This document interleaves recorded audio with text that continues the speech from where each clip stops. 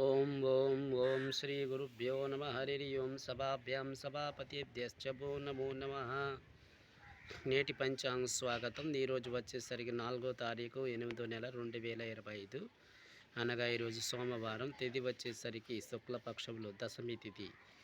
ఇది ఉదయం 10 గంటల లోపలే ఉంటుంది. అలాగే ఈరోజు అనురాధ నక్షత్రం ఇది ఉదయం 9:50 వరకు ఉంటుంది. అలాగే బ్రహ్మయోగం ఉదయం 8 గంటల 28 నిమిషాల వరకు ఉంటుంది. అలాగే ఈరోజు యరాకరణం 11 గంటల 35 నిమిషాల వరకు ఉంటుంది.